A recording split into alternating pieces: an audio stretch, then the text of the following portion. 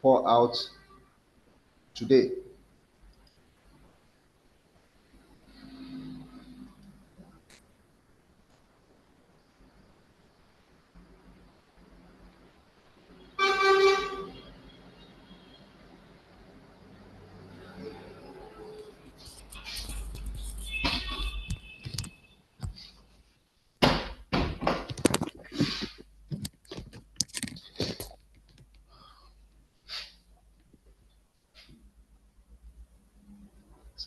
So in 1 minute's time, yes, that's good. The number is growing. Let's keep it going.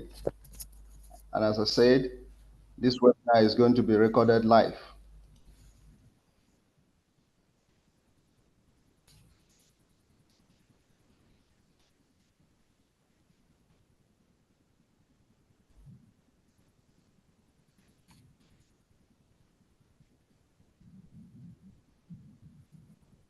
So we are counting seconds.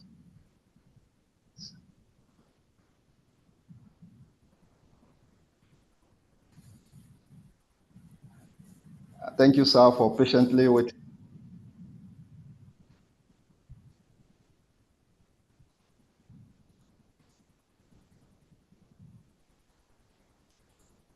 Yes, so it's 40 minutes on the dot, past 8, so that's 20 minutes to 9. So we're kicking start the webinar right away.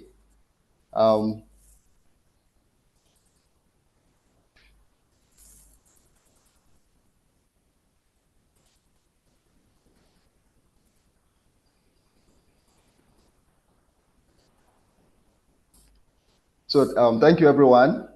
I would like to start by welcoming you all to this yet another educative and informative session, webinar session, where we at Fantel Business School, we are bringing you this webinar to inform and also help you in growing your business. This is one of the series of business development webinar that we've been hosting. And permit me to introduce our special facilitator today. I call this special because, well, let me leave the introduction because as we progress in the session, you'll be able to confirm yourself. So permit me to introduce Mr. Murtala Bello, who is the Sub-Regional Head, Government Affairs, West African Cement Energy. So he's leading governmental strategy across the region to support energy transition goals and regulatory alignment in West African country. So this is just a short and brief introduction, and join me in welcoming Mr. Murtala Bello, and he's going to tell you more about himself in the course of the webinar. Thank you, sir.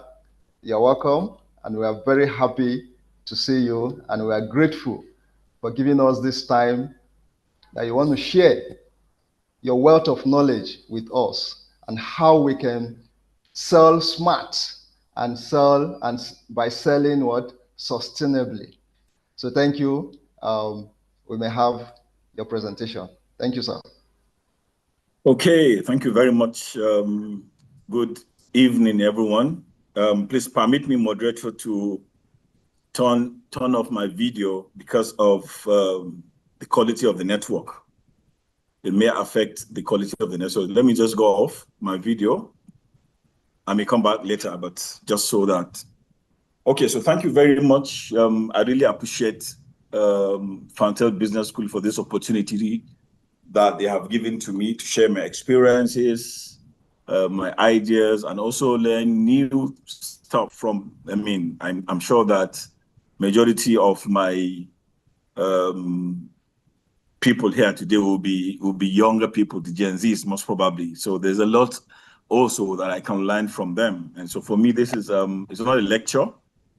It's more like a learning process where we all talk, converse, and learn from each other. That's more around what I think this session should be.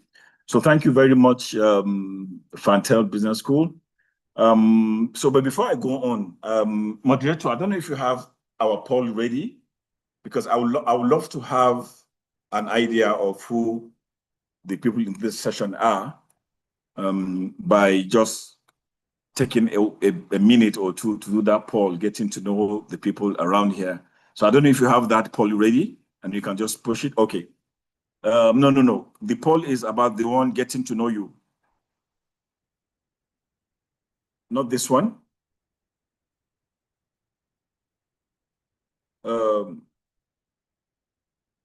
Yeah. Okay. So guys, please just a minute, take a minute and answer this poll. Gives us an idea of who is in the room and then who we're taking to. Just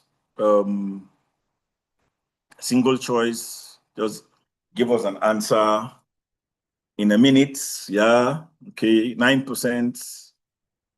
Okay. All right. You've seen 80% growing, 20% are early startup. Okay. So that's good. So we have, it's a good blend of people who are in the business. 80% of them are growing, 20% are early startup. So that's fine. Okay, so great then. Good to meet you. We cannot probably go through every name. Yeah, maybe in the course of the presentation, we'll get to know, but at least we have an idea of who is in the room. So briefly, I will just introduce myself. My name is Murtala Bello, like the moderator said. I've had some 25, 26 odd years of career experience built over different sectors, including telecommunications, public service, first of all, telecommunications, power industry, the downstream power industry, which is the distribution part of it, the upstream, which is generation, and now at the O&M. So I've worked with Airtel Networks Limited for about 10 years, doing sales and distribution, marketing, branding, all of that stuff that I'm sure that you do in your businesses, right? And I also did the same thing working for Kaduna Electricity Distribution Company. I was the chief commercial officer for a number of years there, so also doing the same thing. So I've worked practically FMCGs, and all my life has been in sales and marketing. And so that's why I think that, I have some experience I can share with you. I can also learn from you. Currently, I am a little bit away. What I do now is a little bit away from sales and marketing, but it's what I've done all my life. That's where my core competencies are, and that's what I'm most comfortable with. Yeah. So that's me, and I'm happy to meet all of you here. Like I said, it's going to be an experience for all of us to learn and collaborate and get from each other's experience. So, before we get into it, the question I always ask people is, so this is a rhetorical question, really. Who's a salesman? Yeah. Or, let me be politically correct to say who's a salesperson before I'm being accused of gender bias. Sorry to my sisters, but no, who's a salesperson? But if you look at it really and truly, everyone is a salesperson, whether they know it or not. Everyone is a salesperson, but not everyone is an entrepreneur. Not everyone is a businessman. But for being a salesperson, everyone is. How many times have we heard someone say, he sold us a dummy or he sold us an idea? It's selling. So basically, everyone is a salesperson, right? But whether they're able to carry it up a notch to become an entrepreneur now or a businessman, that's a different level entirely. For the young married guys amongst us here, you can remember how you approached your wife the first time. You basically sold yourself, so it's selling. Selling is what we all do, and that's what we do all our lives. So let me go into the meat of the presentation. Yeah, so this is what we are going to learn. Like I said, we're all learning together. You know, it's not, I'm not a teacher. I'm not a lecturer, but I'm somebody who's had, I believe, some experience that I can share and I can also learn. So what sustainable sales looks like, I mean, from my point of view, from the point of view of some of the professors or professionals I've seen, I've worked with, what does that look like? Yeah. And then selling, what is selling? I mean, especially when you sell with integrity. These days it's very hard, but it works. That's what sustainability is all about. It's about integrity. How to keep your customers happy and loyal, you know, and coming back. How to keep that affinity with your customers. And then, you know, in this day and age of technology, there are some smart, simple, scalable tools that you can use to sell better and faster, and also longer, which speaks to the sustainability aspect that we're talking about today. Then there's a couple of real life stories of entrepreneurs who started, who are like you, who are the 80% who are just growing, or the 20% early starters that we saw, you know, but that's the real life story of companies who have made it, who have gone through, and some who have fallen on the wayside. So it's a learning for all of us. And then, you know, we'll look at the next steps that we can, you know, next steps to building a sustainable business. Yeah, so, okay. Now, this is not, I mean, some grim statistics. I don't want to scare you, but it's just what it is. Oh, go back. It's just what it is, right? There's a professor in Harvard Business School who did a study some years ago, and he says that over 30,000 new products are launched every year, and over 90% of them fail. I mean, you know, so you can imagine that 9 out of every 10 businesses or products that have been launched will fail. That's a very grim statistics, but that also does not mean that businesses cannot be sustainable and successful, because as we will see in some examples, there are businesses who are successful. But now this statistics is despite the fact that so much money has been spent by marketers and researchers in coming up with the best products, studying the demographics, you know, all the attributes, all the variables of a product will have been studied, and then come up with a solution to say this is a product that we think people want, but at the end of the day, it fails. So that's how difficult it is, you know, to be in the business space. Now, coming down to Nigeria, the failure rate for startups is about 61%. And this is for, you know, tech in the tech ecosystem, but you can also take that to mean that, you know, across all the entire business space, 61% of startups fail. It's a failure rate that's very alarming. And it is said that it's the highest in Africa, which is scary. Then that could also speak to the fact that, you know, there are a lot of issues that we have in Nigeria around lack of external funding, you know, this poor products and market fit. You know, we just put our products there because it's there, you know, because it fits in the market. It's economic instability. A lot of issues may account for that. But for me, in my view, there's a positive spin around it, because if there's such a high failure rate, that means that there's such a high entry rate. It means there's so many of us, so many Nigerians, so many young people trying to set up businesses on their own. Now, the only reason why the rate is high is because there are more people trying to set up, which is positive.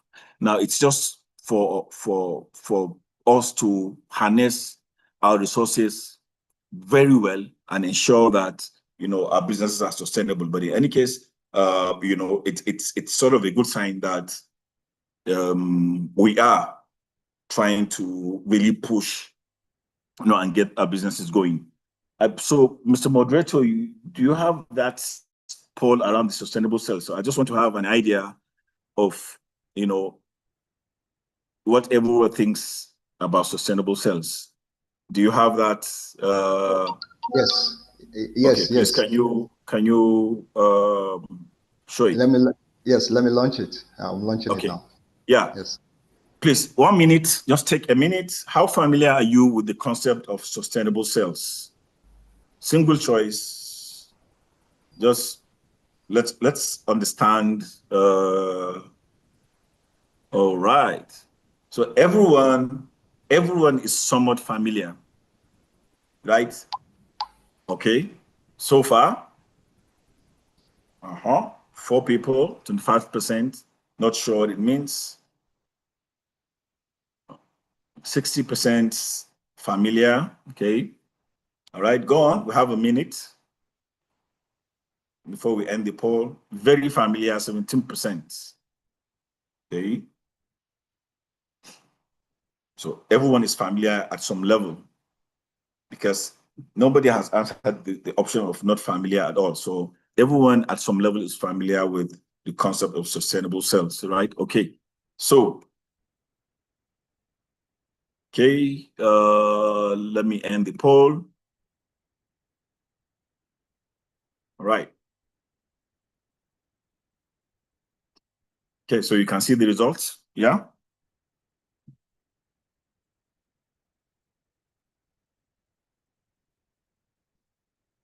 Okay, all right, so let's go on. I'm happy that, so what I'll be speaking to is not going to be strange to most people. It's just like I said, for me, it's a learning. It's for all of us to learn together, right? Okay. All right, so from hustle to strategy, you know that, in Nigeria, everything we do is a hustle. So we're hustling. We are hustlers in Nigeria. Everything is a hustle, right? But you need to be strategic about your hustle.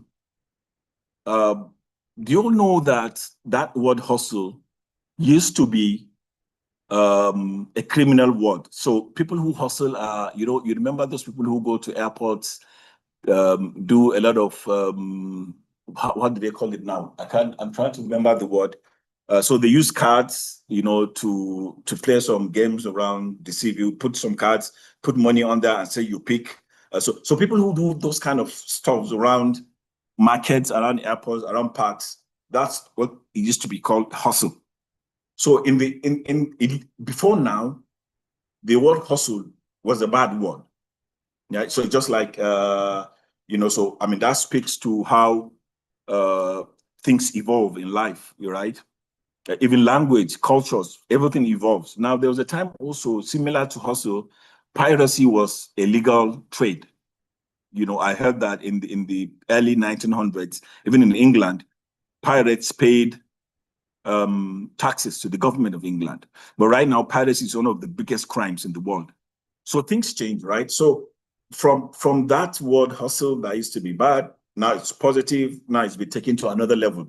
So hustle is not bad, excellent. But then you need to be strategic about your hustle. That's what this is speaking to, right? So this same professor, remember Clayton Christensen, the professor who I quoted earlier, he wrote 2 books, right? And I encourage any one of us to have, if you can, grab those 2 books and try and read them.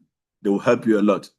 Innovator's Dilemma and Innovator's Solution, Creating and Sustaining Successful Growth. That's the title of the book, Creating and Sustaining Successful Growth. In it, he talked about the importance of defining the real job to be done. So what is sales, right? So he said that sales is understanding the job to be done.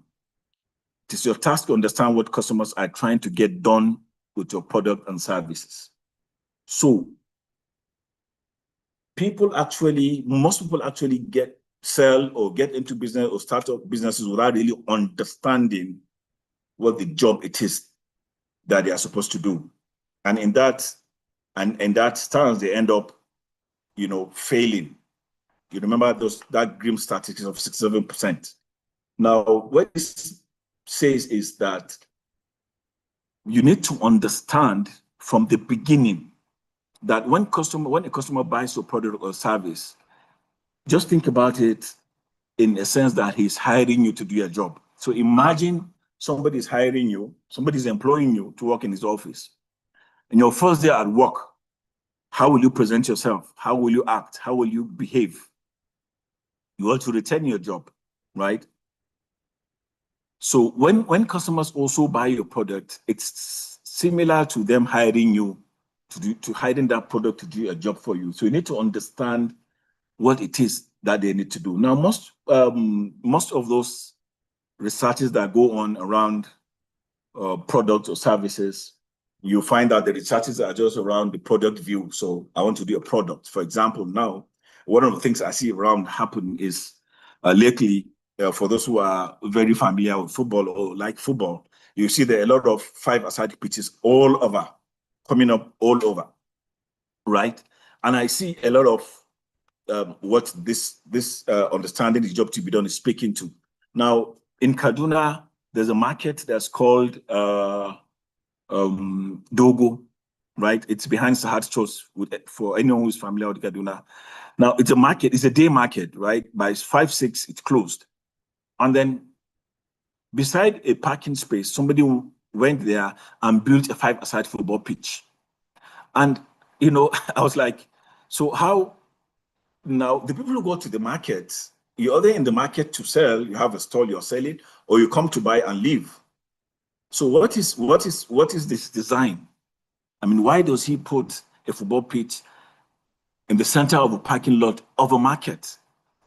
Now, he clearly does not understand the job to be done. He doesn't understand what that service is meant to do. Otherwise, he wouldn't put it there. So he probably has some money and he thinks, oh, I have a plot somewhere close to the market. Nobody's using it, so let me just put a football. So that's most of, and it starts from there. So most of the products and services that we sell start from this viewpoint. And from there, there's a problem already. Now, the other part is the demographic view. So you see that, you know, oh, it's my project is for this age range, 10 to 15, 25 to 40. But what we don't really do a lot of the times, according to the prof, is that we do not clearly understand who makes use of our products or services and pays for it directly or indirectly. And he gave an example of ice cream, right? So if you sell ice cream, if you're a seller of ice cream or milkshake, for example, and then you think that there's one segment of the market that buys your ice cream, then that could be a flaw because, I mean, at some point in time, it is children, you know, because at some point in time, it's the parents because they want to placate their children. The children are crying. They want to stop them from crying. At some point, it's sportsmen who want to take your milkshake because they want to drink healthy. So at the end of the day, you need to look at who exactly it is that buys that product. Even if they don't use it, they don't pay you directly or they pay you indirectly and then somebody else uses it. Now, you need to understand who your key customers are. Do you know where and how they buy? In essence, do you understand the job? In a sense, you need to understand the job that they're hiring your product or employing your product to do, which is very key and very important. And that's one of the fundamental of sales that ensures that you're sustainable.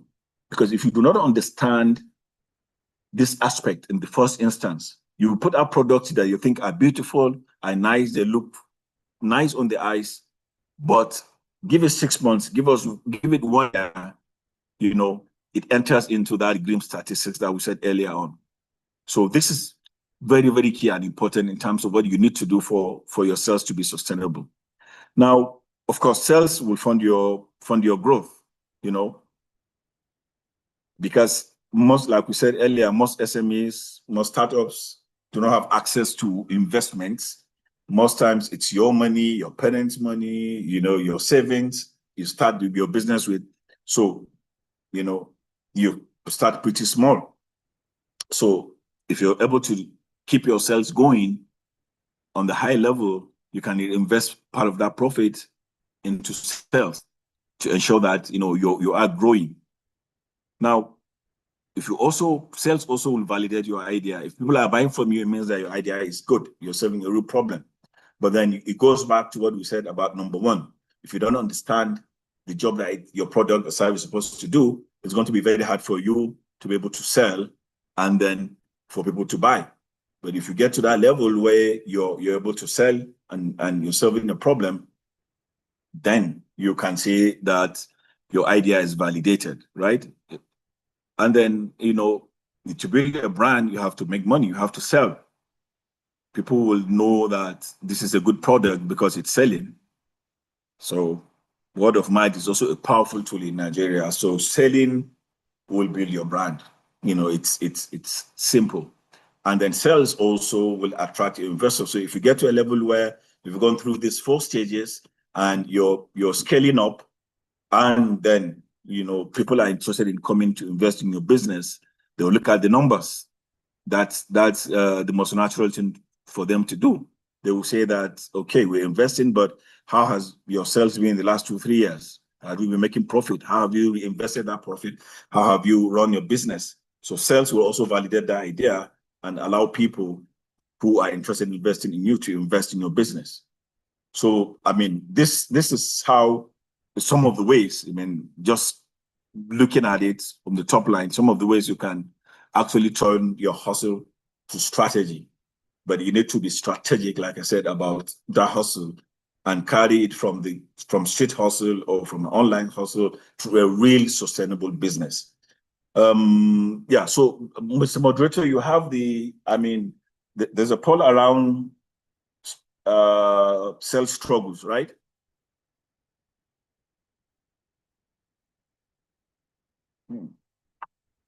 Okay, yeah.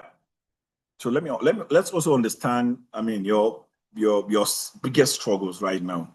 What are your biggest sales challenges? Just give us an idea. Yeah.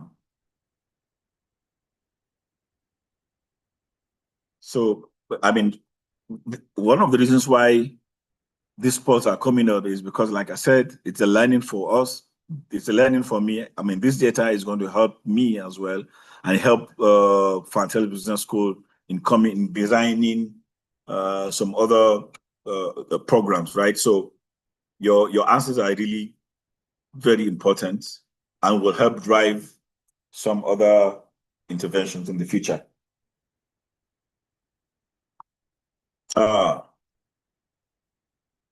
Okay. All right. So we have 50%. Okay. Let me allow it for another few seconds so that we can get everyone answer.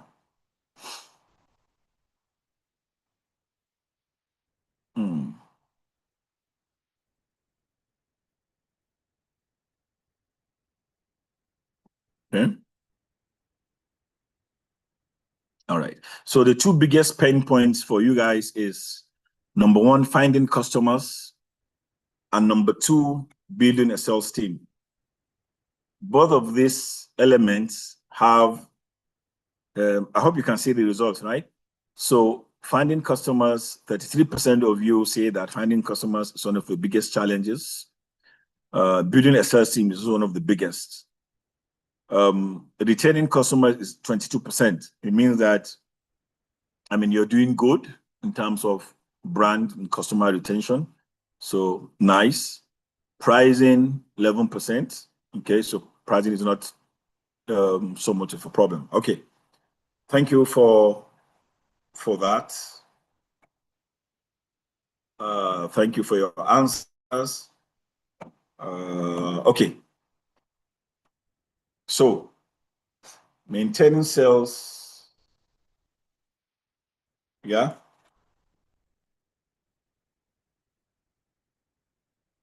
Sustainability means, in another word, integrity. Integrity is sustainability over short-term profits. In today's market in Nigeria, trust is the currency. We all know how difficult it is to navigate around businesses in Nigeria. The political environment, the economic environment, it's tough. You know, the valuation that has happened in the past few years, FX for some of us who are who have FX related businesses. You know, even for startups, it's very, very hard. Yeah, but I'm just happy that a lot of the, in the question in the previous question, finding customers and pricing isn't one of the biggest issues for you. I mean, that's a good break into the barrier, but we have a lot of issues in Nigeria. So I assume then that if it's not a big issue, that it means that you are very transparent in your pricing. Because if you're transparent, it then means that it's not a problem for you. But integrity builds long-term relationships and repeat customers. Integrity is key in terms of maintaining sales as a businessman. You know, people will trust you to the extent that they throw you. If you are trustworthy, people will trust your business. They will always come back to you. If you look at over a couple of years that you have tried to be steady with your pricing, with your methods, with your delivery and timelines, and your product quality, people relate to that and people stick to that over hype of any new products coming. And I'll give you a typical example of integrity. Now, my relationship with Fantel Business School, well, Fantel as a business dates back to maybe 2012, so many years ago, right? Now, fast forward to 2025, here I am collaborating with Fantel Business School. Now, when we had, Fantel was a customer of mine, was a distributor, big time distributor of mine. And then I dealt with him. I managed his account more or less. I was the manager of his account. Now, if I hadn't dealt with Fantel with integrity, or if he hadn't also dealt with me with integrity, this business of collaboration would not have happened. And this is just one example. So you can imagine also in your own field, people who have been your customers for the past number of years that you've started, and they still come because they trust you, they trust your words, they trust what you would say. So integrity for me is key and it's very, very important. You all will agree with me that, that ensures your sustainability and maintains yourselves. I mean, honest communication, that also speaks to the integrity. So there's something that we used to say, and remember in our sales days, don't overpromise, don't underpromise and overdeliver. So what you should do is don't underpromise people and overdeliver. So that gives you an edge. But when you overpromise and underdeliver, there is a problem. People, that trust element, that integrity element goes out of the window. When you also have mistakes in your products, your services, own up to them. You see even big companies, big giant companies in the world. So many times you hear that Honda or BMW have recalled hundreds of thousands of cars they've sold. Some models they've sold because there's a defect in the brakes or hydraulic system or something. So when there's a mistake, own up to it. One of the reasons why sometimes Johnson & Johnson in America had, I think sometime in the 90s, had a product default, and it was going to cost them billions of dollars. But one single act of the CEO in admitting the flaw in that product that resulted in some cancers in some of their customers. They admitted the flaw, came live on TV, and then also took up the responsibility of caring for those customers. That immediately turned around the Johnson & Johnson business, and from a potential downturn to turning around and into a positive traction for them. So owning up to your mistakes as a business is very key and very important, and it helps you grow and stay sustainable, because customers will always respect how honest you are rather than how perfect you are. So again, speaking to integrity, because that's the watchword, avoid shortcuts, quality for quick wins, right? We're all used to do, this is a country where we know you buy, they say that what I ordered was what I got, right? So that's not you. If you need to be sustainable, you can't do that. So you can imagine you make the sale, you make the immediate profit, but what about repeats? Will those customers ever come back to you? Will they say good about you? So if they ordered something, it should be what I ordered and what I got, right? So don't sacrifice quality for quick wins. Build your systems that can scale slowly, steady, and solid. No rush. Like they always say, Rome wasn't built in a day. If you look at most businesses, if you take out the disruptive technologies of the new modern era, the Zuckerbergs, the Apples that are disruptive, most businesses grow and scale over a long period of time, right? And then that's you learning and growing and making mistakes and learning from them and improving over time ensures your steady growth and makes you strong and sustainable and able to withstand and makes you resilient and able to stand adversities when they come. So, typical example, 100 customers against 1,000 one-time buyers. So you have a product, 1,000 people will buy it one time, never come back. Or a product that 100 people will buy and they'll buy it every month for the next 10 years, right? So you think that the 1,000 is the number that you want to achieve, but at the end of the day, once you look at it deeply, you find that the 100 are the customers that you really would hold because they are those who are sustaining you.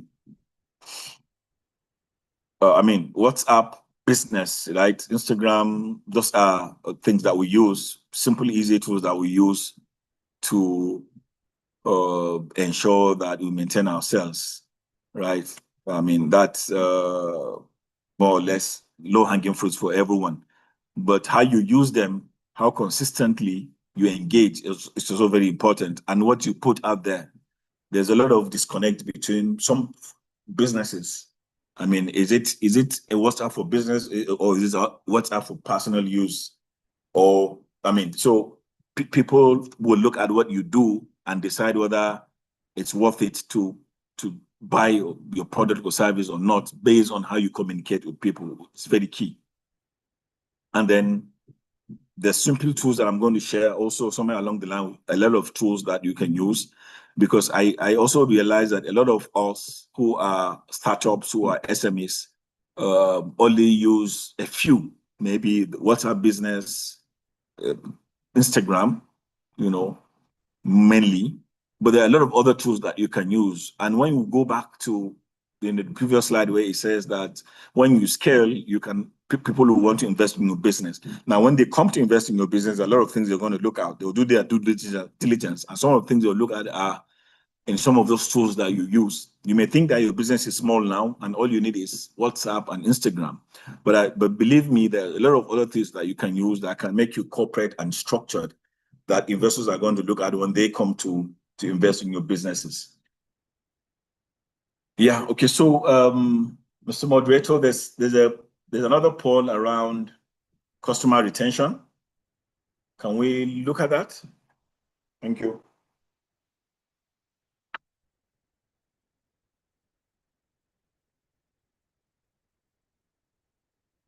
Have we lost him? Moderator? Yeah, thank you very much. I'm trying to launch it, but it's okay. like I'm having issue with the network here. Oh, okay. Okay. Maybe I can go on. Should I give you a minute? Okay, awesome. No.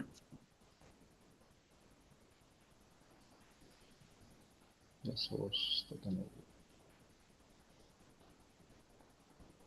wow. Okay, so maybe I can go on. Okay, yes, please go on while I try to fix it. All right. This one is like worry people will say, worry winch. Okay, so the heart of a sustainable business is the customer. you know, we've spoken to, you know, the things that you should do to ensure that your business is successful, sustainable, and you grow, you know. But all of this are centered around one person or two persons or a million or 10 million persons. But the name is the customer, and you all know that, right? And our poll shows that, I mean, from our poll, from our participants here, that's not much of a problem, right? Because only about 11% said that they have difficulty in retaining their customers. So it means that we're doing good, we're doing well, right? No customers, no revenue, you know.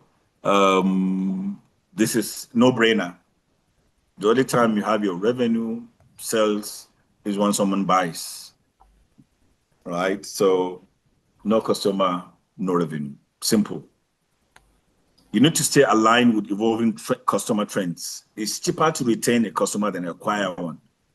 Some of us, I mean, some people who have worked in FMCGs, in telecommunications, and basically every business will agree with me that, you know, it's cheaper to retain than acquire. I remember when we used to do what we call storms, market storms, activation storms. You know, especially if you work in a business where you're chasing the market leader, you know, it's crazy when you have to convince someone who already has 2 SIM cards, 1 phone to buy your SIM card. So it's easier to retain than acquire. So you need to also be, you know, abreast with what's happening with your customers, what they're thinking, what they're doing. Going back to what I said earlier about understanding the job to be done and understanding that what your product is hired or employed to do. Feedback from customers is also very important. You know, they give you feedback, take it. Positive, negative, constructive, whatever it is, take it.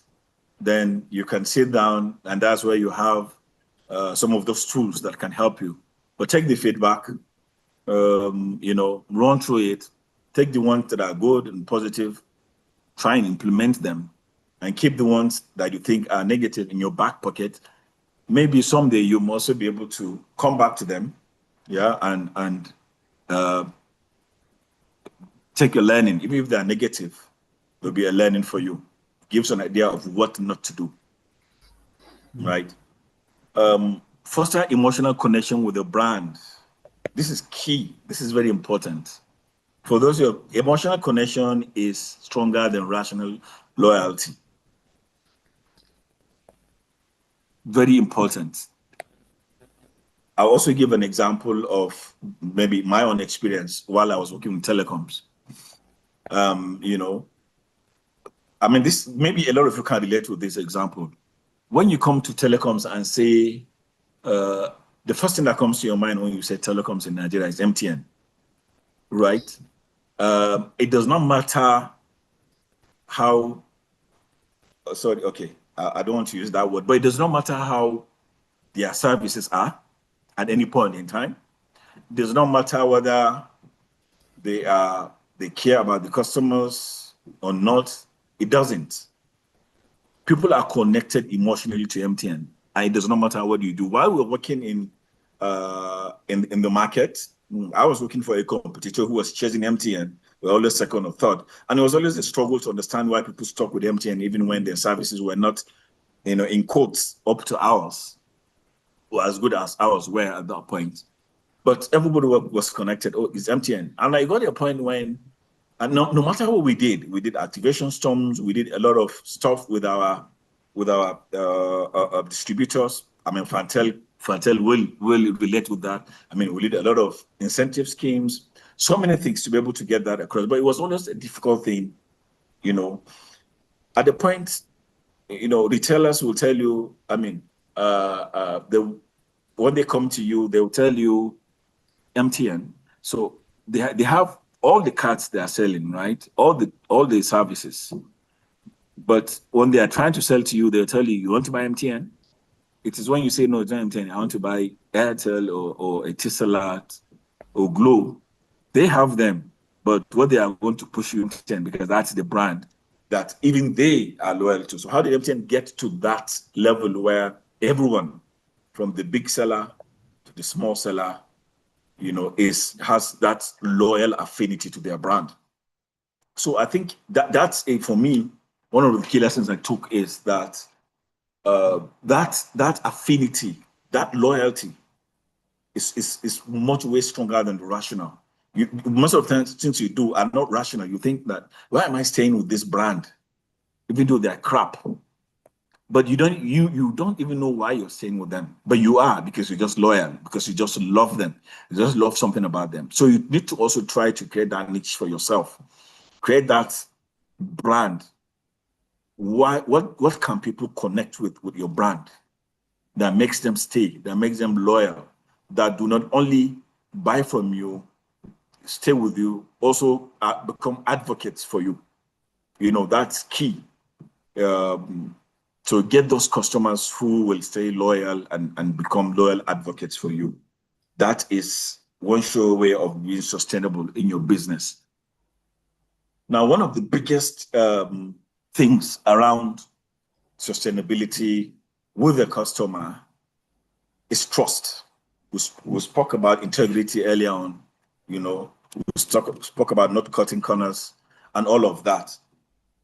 But if you really want long-term success for your business, you need to get to a level where customers will trust you 100%. Your relationship will matter more than your transactions. Trust enables growth. So just a little bit about trust. I'd like to speak about the speed of trust. Trust is to be a value. I mean, it's still a value. Everybody say, oh, I value trust, right? But in today's modern business world, trust is a strategy. It's no longer just a value. It's a strategy that you can use to ensure that your companies grow, your businesses grow, and are sustainable. Now, I don't know if you know there was a point in 2003 or so. At that point in time, Warren Buffett was probably the richest man. I think that was before Zuckerberg and Larry Ellison and all other guys. I think he was the richest man at one point. So he bought his company, Berkshire Hathaway, bought Walmart. Now, when he was buying Walmart, it was about it was a $30 billion business. And, he bought that company, no due diligence. In 2 hours, they concluded that transaction and it was closed. And then they asked him, after the closure of the business, they asked him, why did you do that? I mean, how did you do that? He said, well, because he knew that Walmart would be exactly as they said they were. And they were. When he bought them, he also entrusted the leadership he allowed the Walmart executives to continue running the business. And that's trust. That's the highest level of trust you can get anywhere. And, so you can imagine how you can go from a simple, small, struggling business to someone investing in you heavily because of trust. I mean, you can take so many examples in Nigeria, Flutterwave, so many other examples, especially in the tech space in Nigeria, where, giant companies came in and invested heavily in those Nigerian companies. So trust is key and is very important to sustaining your business. So he said that, trust is both character and competence. And that's what, when he was asked, right? So you have to, when you have trust, it will ensure that you have to ensure that your character is impeccable. But the other thing is that you also have to be competent. One of the examples Arkovi made was that if you have a surgeon, if you have a doctor who is very competent, but low character, will you allow him operate on you? Or on the other way, if you have a doctor who has low character, he does all the bad things, he drinks, does everything, but it's competent. Which will you choose if you had a choice? Will you choose someone who has a very, very good character, poor competence, who may end up killing you on the surgical bed, or somebody who has a low character but very competent? So all these elements combine, to ensure that you're trustworthy. So trust is both character and competence, according to Covey. So, but like I said earlier, trust is one of the most important elements in ensuring sustainability of your business.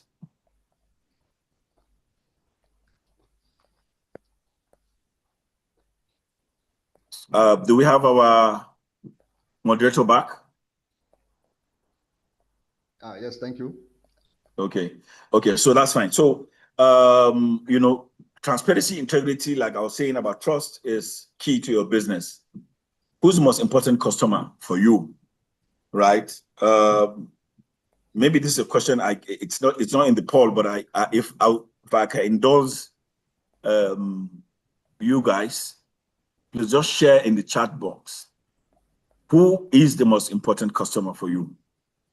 I just want to have an idea of your thought process around it. Who is the most important customer? Just type.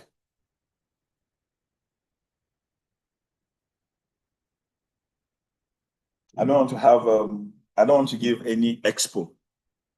Oh, no one is typing. Anything. I mean, there's no wrong or right answer, right? So just say, who's the most important customer for you? Isa Ibrahim Abakar said employee. Lovely. Okay, any more takers?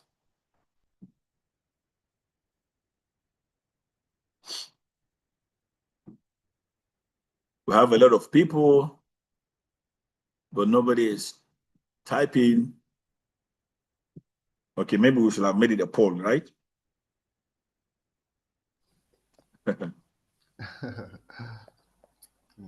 Okay, no. The one that tells me, Saidu Jibrin said, the one that tells me what is wrong with my product or service. Okay, excellent. Good. Maybe I'll just take one more and then we'll move on. Okay, so I think that Isa, you're all right. You're clearly right. But Isa Ibrahim, you're very, very correct. The most important customer for you as a business is your internal customer. That's the most important customer for you. If you want to be sustainable and grow in your business, you have to satisfy your internal customer, meaning your employee. Like Isa said, is number one, right? So if you're upskilling, you guys are here now, for example, taking this seminar. I know you've taken so many in Fantel Business School. So, but how does this training or learning gets cascaded to your front end staff? If you have people who are managing your social media handles, if you have people who are working in the shop, front door staff, shop floor, how do they get trained? Do you train them? Do you also sponsor them to go on webinars? Because what you do here, what you learn here can be undone by the actions of the people that work for you, right? And they're the people who are the first point of call, first point of interface with customers. And that is the deciding point. And every moment that those guys interact with customers, interface with customers, is the most important point of entry into your business. So if those guys are not properly equipped to handle and deal with customers, then whatever work you do here, whatever learning you have, is going to be undone by those guys. So, we're speaking about customer, we're speaking about sustainability. Yes, the customer outside gives you the business, tells you what is wrong with your business, right, for you to improve. But that is the second level, second layer. First layer is the person who is inside, who does the operations, who does the job. If he does not believe in that product, if he does not believe in the vision, if he's just there for the pay, then you've got a problem. So you need to satisfy that customer's You need to do a lot of mind reading, emotional intelligence stuff, understand, I mean, how he feels, what he does, so that you can satisfy him, and then it can mirror in outside. So satisfaction, customer service is inside out, not outside in. Right? So I just wanted to bring that perspective to bear, because when we speak about customers, people always think about the guy who buys. No, the guy who sells is a more important customer for you as the owner of the business than the guy who buys, for you to be sustainable, right? So, but all of these topics we're talking about in the last in the last 15, 20 minutes, coalesce into one thing: customer service. That's all we're talking about. It's customer service, because everything revolves around the customer. Sustainability is around the customer. Internal excellence. So all of this is, we're talking about the customer service. All right, thank you. So I'll move on to the next. Okay, so I was talking about those smart, scalable, low-cost tools to help you sell in today's market, right? So you need to also categorize them and put them into different buckets. Now we use WhatsApp, for example, WhatsApp business for everything, right?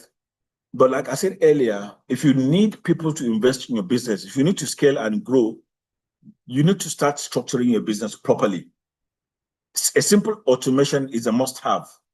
It's not an option for small businesses anymore. And now it's simple and scalable. It's not a problem.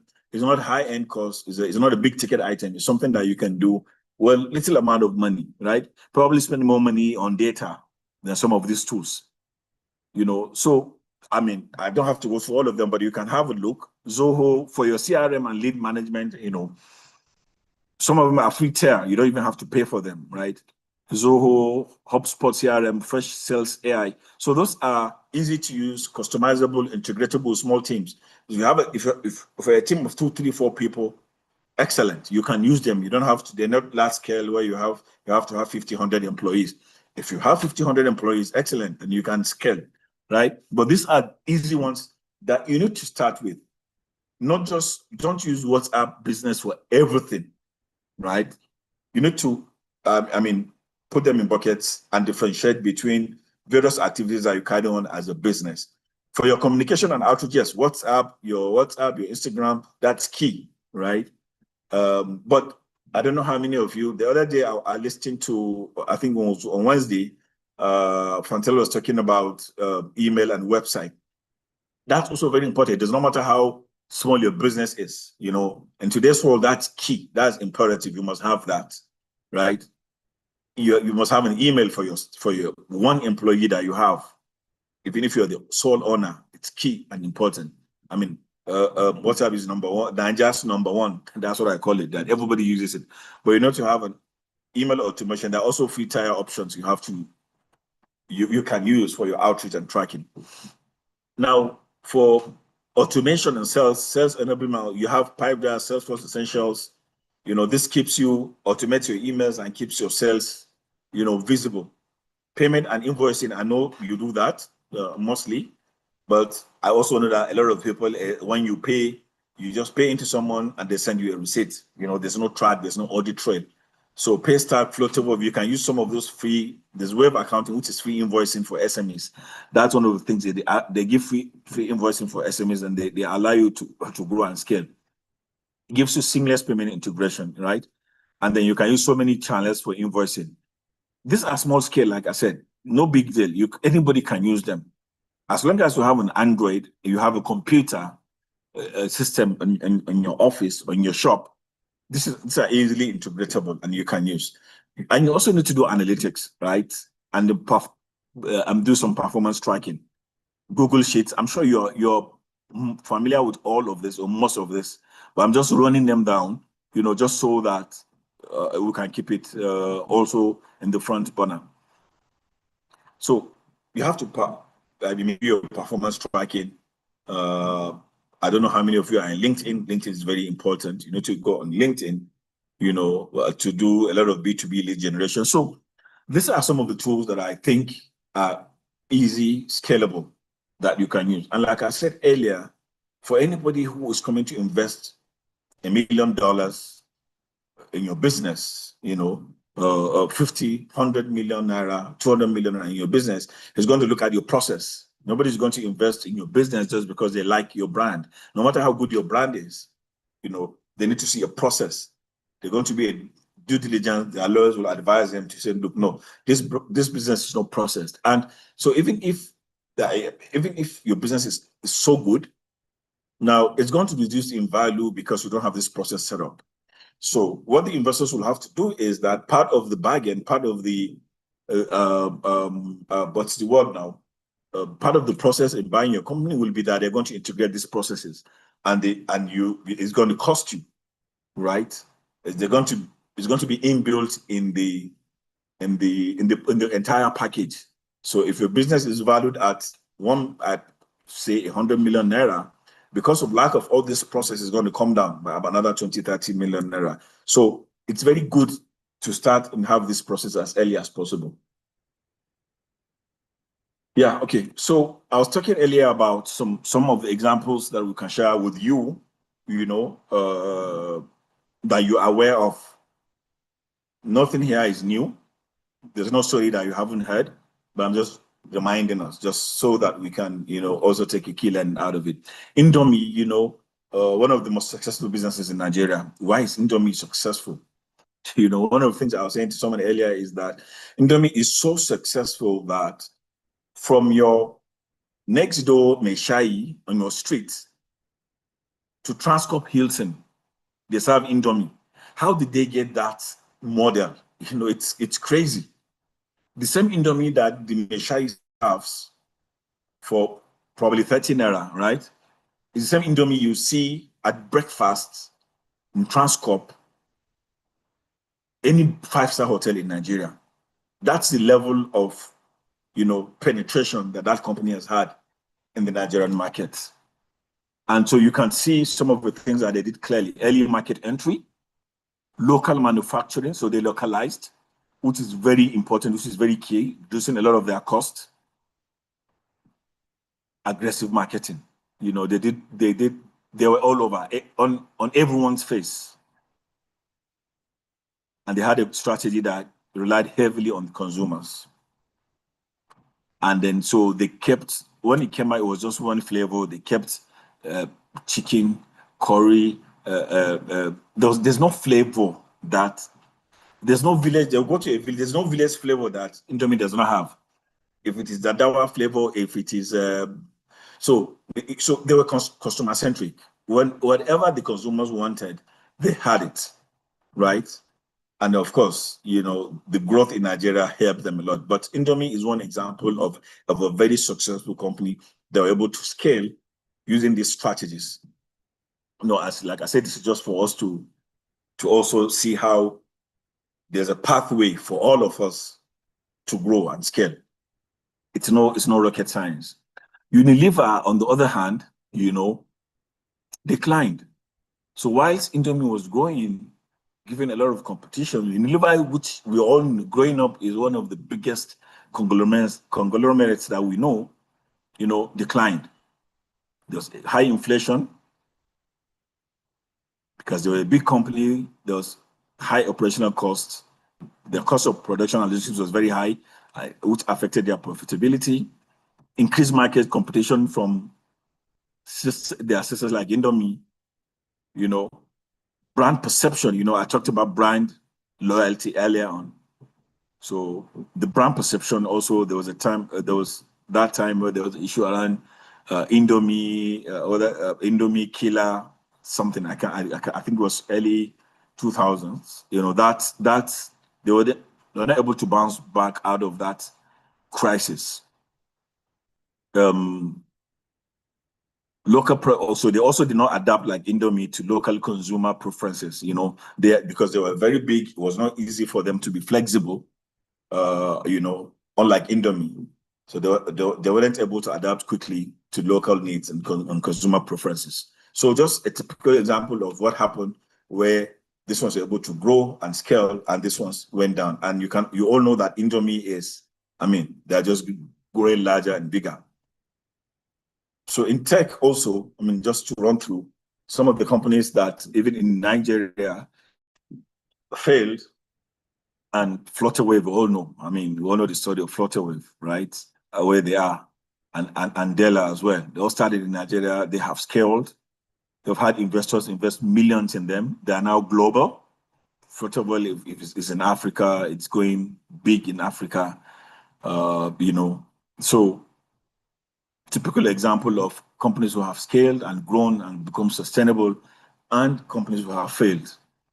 Go my way, everything.com. I know this everything.com used to, when it came with a lot of hype, I'm sure you can remember this company. It came in Lagos. It came with a lot of hype, poor marketing strategies, high cost of internet, their operational costs were too high. I think under a year or 2 years, they failed to generate any ROI and they had to close shop, more or less. So, I mean, these are just examples of companies who have failed and who have succeeded. Those who have failed clearly understood. Remember, the first thing I said about sales and being sustainable is when you understand the job that the consumers or customers are asking you to do, when they have employed you or hired you to do a job. Indomie clearly understood the job to be done, and they did it well, and that's where they are where they are. So I don't know, do you have our polls back, moderator, or I should just go on? Yeah, please kindly proceed, because there's a Okay, technical all right. issue. I can't populate the poll anymore. Yeah, can you hear me? Okay, so for long-term success, but in closing, this is the last slide. I just want to close with the building blocks to running a successful business. What Professor Ron Sharam. So what's your money making model? Right? This is key. This is very important, and this is what everyone knows. None of these things is going to be any new thing to you. Maybe just another perspective from someone, right? So the building blocks to running a successful, sustainable business is, number one, cash generation, right? Those are the fundamentals of how you make money. Cash generation, simple thumb rule. If you don't have more money coming in than money going out, your business will fail. It's easy, it's simple. You all know that. This is not, it's a no-brainer. Cash is your money in the bank. Simple. And your cash flow is the difference between the money that comes in and the money that flows out in any given period. You need to always watch your cash flow. If you cannot generate cash through all of those things we spoke about earlier, means you don't have a business, you're going to go out. Simple. No profit margin. So money left over after paying all expenses. I'm just trying to make this as simple as, we all know, right? I mean, not the high brand Harvard definition. So, but just simple. For you to improve your margin, you have to increase your revenue. You all know that. Decrease your cost or do both. You have to pay close attention to your profit margin. It's very, very key. It's a key building block. He calls velocity also a very key element in the building blocks. So he says velocity is the ability to move your inventory very fast. So, I mean, how fast and how hard you can make your assets work to make more money. Simple. Turnover, right, of your assets. So that, it improves your cash flow, and you have better margins, reduction of debt, risks, and no markdowns. Simple. So business growth, that's your sustainable part of it, is whether it's shown by whether your product is you're producing more or your company is getting larger. So growth must be profitable and sustainable. If sales are increasing at the cost of profit, then your model is bad. So if your sales are increasing, you're selling more products, but despite the fact that you're selling more products, your actual earnings after all the expenses are not growing proportionate to the sales. Then you know there's a problem. Maybe you're discounted too heavily, your costs are rising higher than revenue. Maybe you're spending too much on marketing, operations costs are high, or you're chillaxing too much,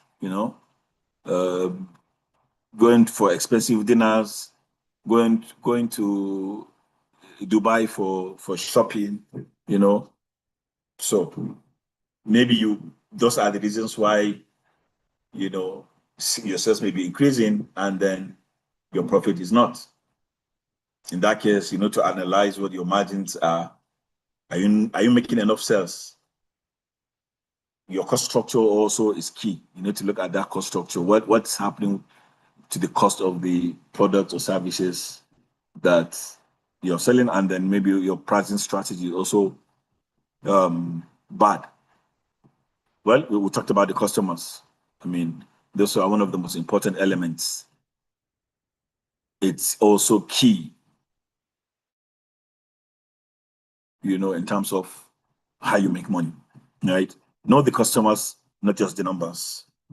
Customers are the live wire of every business. You must stay directly connected to your customers because the customers impact heavily on all the other four building blocks. Your margin, your velocity, and your growth are all impacted by your customer. So the customer is key, like we said earlier.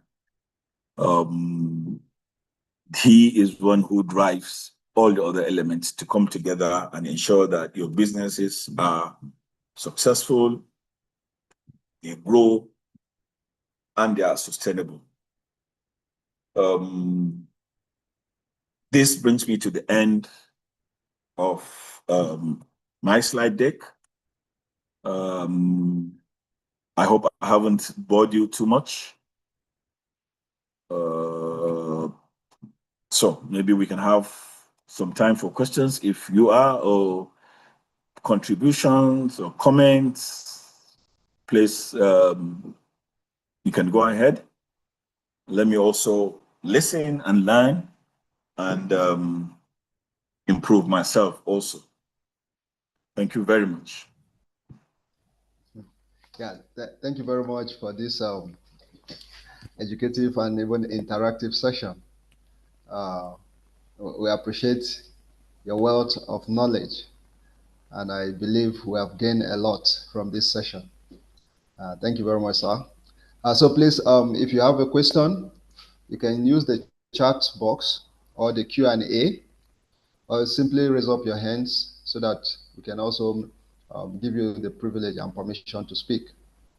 So either of this medium you would want to use, please leverage and take advantage of it so you can ask your question. Thank you.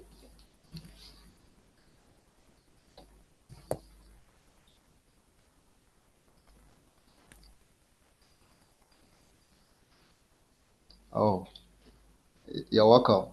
Mohammed Salisu? Yeah, thank you. Thank you too. Thank you for staying. It's a pleasure. Thank you. So if you have a question, please, if you have a question for the facilitator, you have any question you want to clarify, please. Yeah, yeah, I'm sure there's a question. Otherwise, two things will happen. It's either that it wasn't a good webinar, or it was too good of a webinar. Either way, there should be a question. But I'll believe the former rather than the latter. Yes, as quite anticipated. In fact, from the poll, before we're having the technical issue, we can see the response. So that means the participants are really following the program, and they're also very engaged as well too. Yes, and I want to thank you very much for even presenting presenting. Your presentation was so much on point, and I think it was well understood. Thank you. Thank you very much. Yeah, it's my pleasure. I can be reached via my number or my email in case anyone wants to. And then also, Fantel Business School, which is the platform. So thank you very much for this opportunity to share in my experience and also take some key learning. And I hope that there will be many more collaborations in the future. Thank you so much. I think we have a question in the chat box. Oh, okay. And there's a confirmation also from Usman Hassan that says your presentation was very good and straightforward. So I think that's just a confirmation and to say thank you. Okay, thank you. So Isa Usman. Okay, that's Usman, right? Okay, Usman. Yes, so yes. Are you going to take me to lunch or dinner? Thank you very much, Usman. I appreciate your kind words. Yeah, thank you. So there's a question?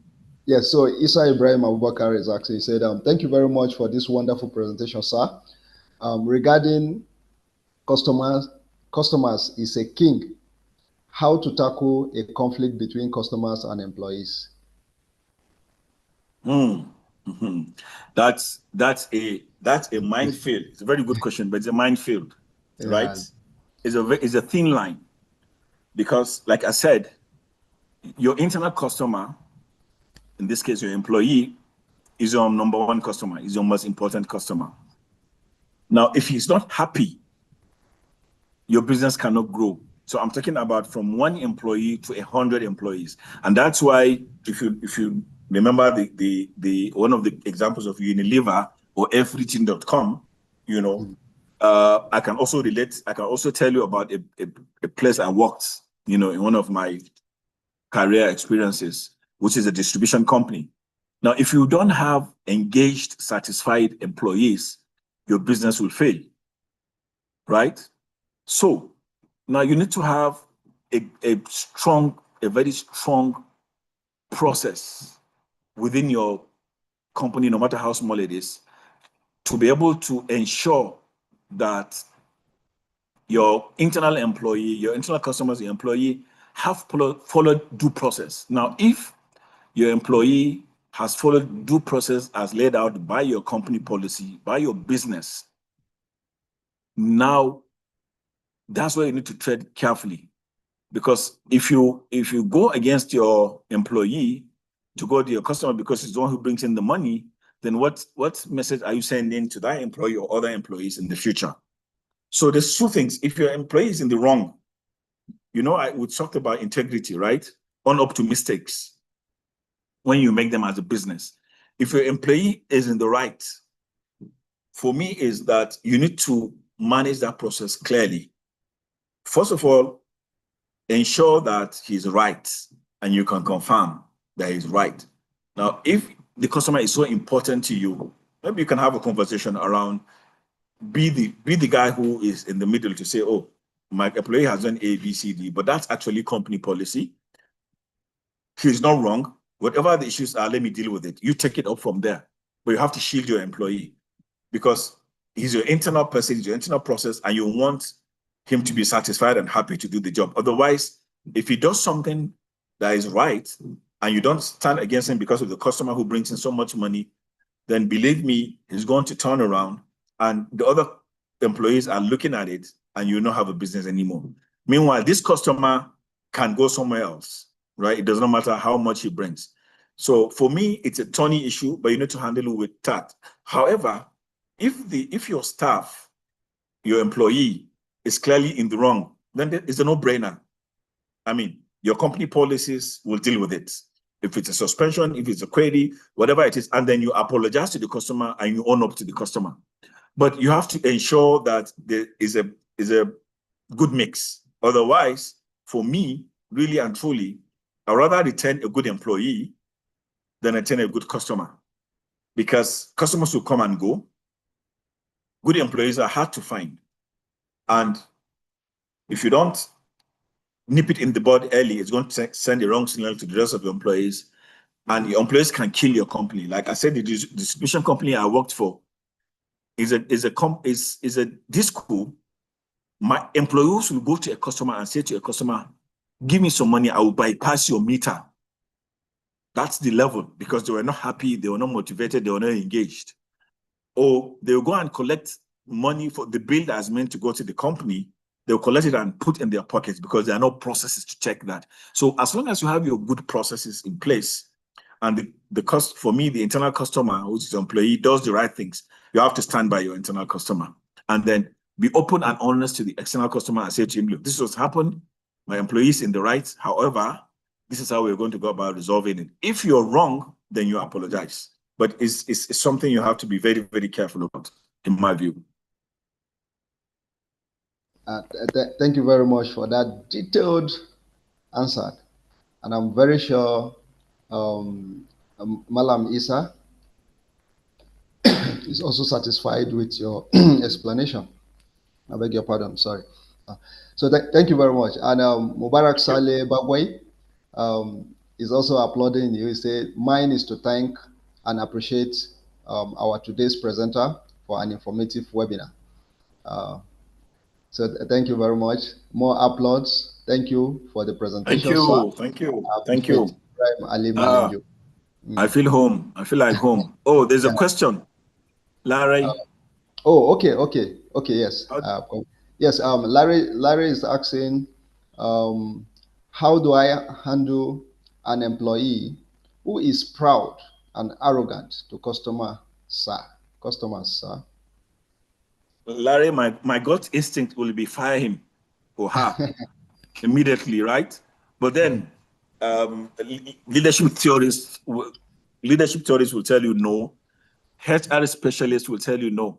You know, people, so maybe you need to have a sit down and find out why they're arrogant. Sometimes it's their personality, and sometimes you can't change people's personality, right? So find out, are they changeable? You need to find out why they are arrogant. Are they unhappy? Are you treating them well? Are you paying them well? Are you dumping down on them, right? So if you're doing the right things, you know, and then so give them a chance, talk to them. If you have HR, or I mean, if it's a business that you run and you're everybody, you're CEO and HR and everyone, have a sit down with that employee. Tell him where you think they are. I mean, if you have instances where they have done that to customers, bring those out and discuss the scenarios and ask why they behave the way they did. Sometimes it could be emotions. Sometimes they could be having a bad day. You know, so you need to. At the end of the day, you need to determine what it is, right? Oh, okay. So you've answered my question, man. If it's her personality, no, I would just say that she is not good for your business. That's it. That's the truth. Maybe she's not. She could be good for something else. If you are in production, you have a back end. Take her to the back end if there's a job she can do there, right? But customer service is not for her. Simple. Like if she's not trainable, if that's her personality, she probably is not able to change her role from a customer-facing staff to a back-end staff. If she's good with the system, put her behind the system so she doesn't have to talk to anybody. She could be good. Maybe that's why you're keeping her, right? But she may not be good as a customer service person and she's not trainable. If that's her personality, they also need to encourage her. You know, it's not, they sell it genetic determinism. That's what I heard someone call it. We blame maybe our genetics for some of those our personalities. But behavioral tourists will tell you, no, that's not true. You can work away from whatever personality that you think has been handed over to you through genetics, right? So encourage her to take lessons, to take webinars, to read books, emotional intelligence that can help her adjust her personality. But I think in the interim, the best thing you can do is move her away from a customer service interface function to the back end, if you can't. But if you can't, I think she's bad for your business. If you cannot change her role, maybe, I mean, it's time to let her go. There's some people you can't do anything about, really. Yeah, I hope that helps. Thank you very much. Thank you very much. That's quite an illustrative response. And I'm sure Hajia Lare I've also had your feedback. Thank you. Ibrahim Ahmed is also pouring lots of appraise. He's saying Thank great you, section Malebra. by Murtala Bello on sustainable sales practice. His insights on building long-term customer relationships and adapting to changing market trend were invaluable. The webinar was Thank you, engaging, Malebra. informative, and thought-provoking. Thank you very much. I say a lot of participants are following bumper to bumper in the course of the session because it was quite engaging, I must testify. I thank you. I appreciate that from everyone. Yeah, I really do. Thank you. yeah, thank you. So, okay, Saidu Jibrin says he drops a question in the Q&A section. Unfortunately, I can't access the Q&A box right now. I don't know Okay. my But what's the question again? I can't also see it. yeah, it's a Q&A box. My Q&A box here is not Oh, okay, active. not in the chat, right? No, Okay, not in the chat box. let me read it out for you. Okay. The You Q&A. said, please, sir, can you discuss a bit of how pricing affects sales in business?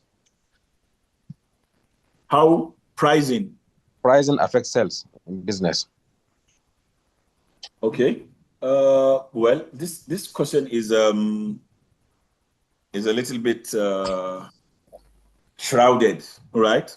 It's shrouded in maybe what I call it mystery. But of course, pricing affects how pricing affects business, right? Probably you wanted to say revenue. I don't know how. Yeah, because you understand with me that maybe if you could put it in the chat just for some clarity. But I mean, pricing is what your product is. It's the worth and the value of your product or service, right? Okay, let's allow him to talk. Saidu, you can unmute yourself and. Okay, yes. Saidu, please, you can unmute so that I can understand your question. Okay. Good evening. Can you hear me? Yes, we can hear you, please. Yeah. What I just want to ask is how in business, what's the best strategy of choosing a price for your product or service in order to meet your targets?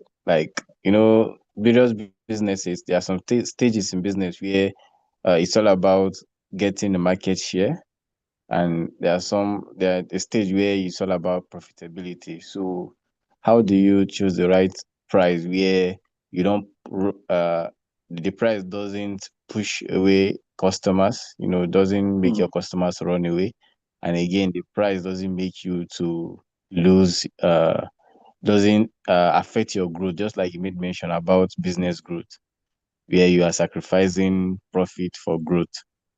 So that's just what I'm asking about. Oh, okay. I get you now. Yes. So, it says that there's a saying that says start small, scale small. And I made mention the fact that a lot of the businesses in the world today, and I mean, there's a story I heard, I don't know how true, that Dangote started with 500,000 naira in the 70s, right? I mean, that's the story we hear.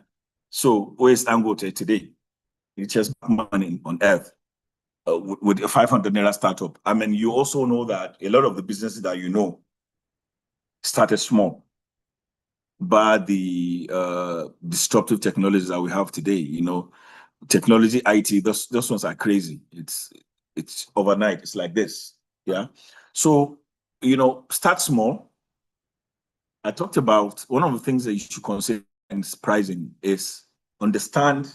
I always go back to that, and I like that concept from the prof, where he says, understand the job that you want your product to do. Different markets, different products, depending on what you sell, but you need to understand clearly what the ask is. I gave an example of somebody who started a football pitch in the market, in a day market. So you can imagine what kind of price would that guy, if it takes, I mean, I know that maybe it typically is about 10,000, 15,000 per hour for those who come to play. How much would that guy charge, for example? Where will he even see the customers? So it depends on your business, depends on your product, but you need to identify clearly. So it will be hard for me to tell you fix a price X, all right? But there are some factors, elements that you need to understand clearly before you fix a price. It also depends on other factors that you arrive with. What are you producing? Source of raw material, you know, the cost of the transportation involved, the cost of production, all of those elements, our economics 101, that will also all determine your final pricing, right? But the most important is that you need to understand what your ask is. What are you asking? What are the customers asking you to deliver for them? They are hiring you, they are employing you. What is it that they are hiring you to do? Which is very important. If you understand that concept, then the concept of pricing becomes easy for you. You know how to, you know, appropriate pricing for your product. You know, I talked about a lot of the people, what they do is they just look at the products from the product view, or I want to produce bottled water, just produce bottled water. And okay, who is going to take bottled water? Everyone takes bottled water. So my demographic is the entire Kano, the entire Kaduna, the entire Abuja. And that's all. But they don't look at other elements in terms of who is going to pay, how much is going to pay, where and how, who determines who pays. You know, is it a place that has a lot of children, a lot of schools? Can students afford that, my bottled water? Or is it the parents? Are the parents who come there, you know, comfortable enough to buy? So all those factors come in for you to determine what price you're going to put on your product. So it's not a one answer fits all, right? You have to do a lot of due diligence, a lot of research and analysis before you come up with the cost of a product. Of course, you have to take in all those elements I talked about: production, transportation, all of that, because you don't start a business that your pricing is going to be, you're not going to be making profit from day one. You know, remember I talked about cash generation and all those other 4 elements, right? So you have to ensure that your pricing is appropriate for the market, for the customers, understanding what it is that you're going to do, and also enough for you to do cash generation, make your profit margin, and you can invest. So then you can scale, and that's when you find people. When you've established that brand, you have that equity. People can come and say, "Oh, I want to invest in this company because it's a big business. It's a good business."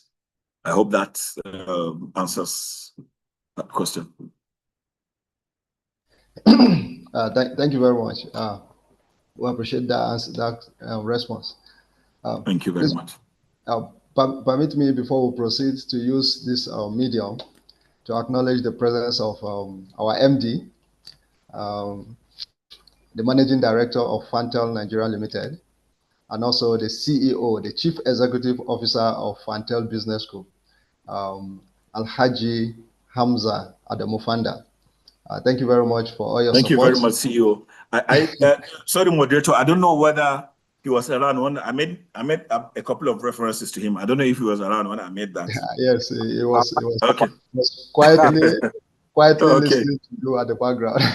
Okay, so I also have, I can also see one of my colleagues, Abdurrahman Oregba.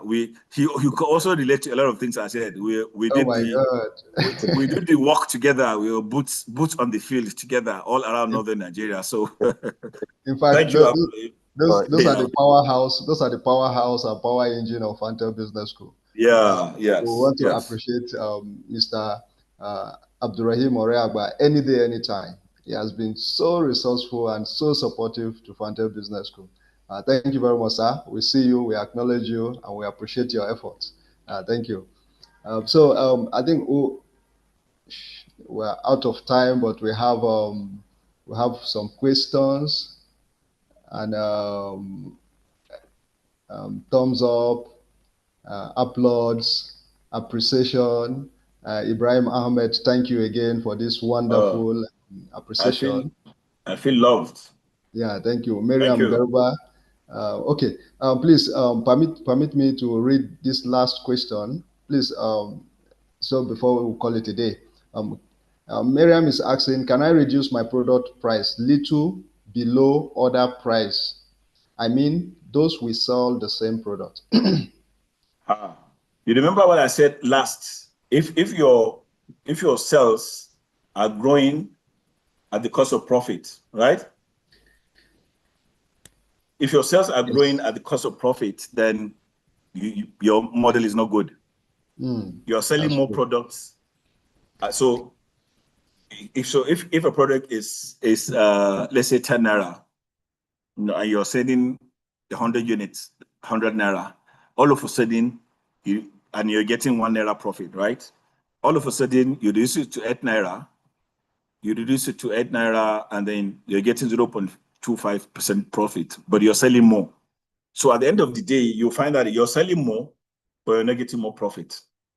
So it's a pricing strategy. There are so many pricing strategies. I'm trying to remember my basic marketing in university. Skim the top. I can't remember all of those. But I don't think that is entirely a good idea to reduce your price, because one, are you able to meet up with your cost if you do that? Are you going to make enough margins per sale? That's what you have to consider. Why are the others selling at 10 naira and you're selling at 8 naira, and you're producing the same product? So are you getting your materials at your sources cheaper? If that is the case, then that's fine. It gives you more market. But then you have to consider so many other elements. One of the things it can do to you is that people may say to you that you're selling substandard products. That's another perception you need to deal with. But by and large, I think if your products are good, your marketing strategy is good, you position your brand properly, strategically, you will sell, right? But don't sell, if you're going to reduce your prices and make money, it's not a bad idea, but I think it's not always a fallback strategy. It's not a good strategy to carry on. If you are sure that your sales are not increasing at the cost of your profit, if you reduce your pricing, you're selling more, are you making profit? Those are the questions you need to ask yourself. Or are you making enough profit to reinvest and grow and stay sustainable? Cutting prices, I think, is one sure way of stunting your growth or making you not sustainable. That's my view, right? So I think it's better, we talked about long term, right? Shortcuts against long term. So it's better you maintain your prices. Keep your 100 customers loyal rather than bring down your price, get 1,000 customers who are one time, they buy and they leave. And then you have against your 100 loyal customers who will buy at your price consistently for God knows how long. So not exactly a very good strategy, if you ask me, because there's always a tendency that you may not make enough profit if you do that. And then you probably again may start a price war.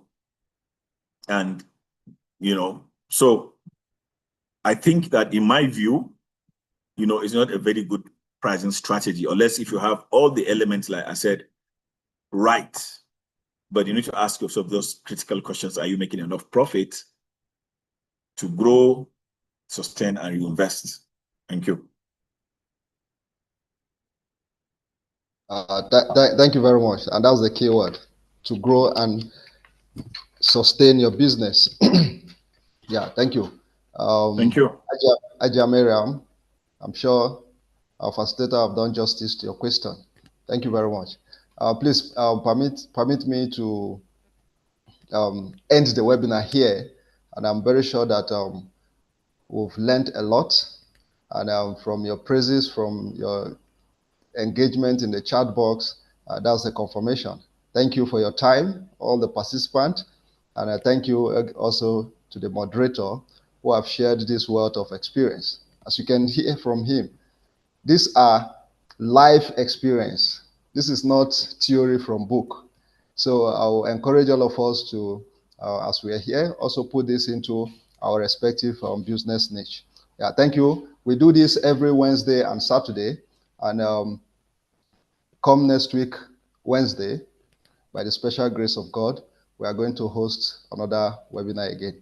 Thank you all for your time, and let's do this again on Wednesday. So have a blessed night rest. Thank you all. Thank you.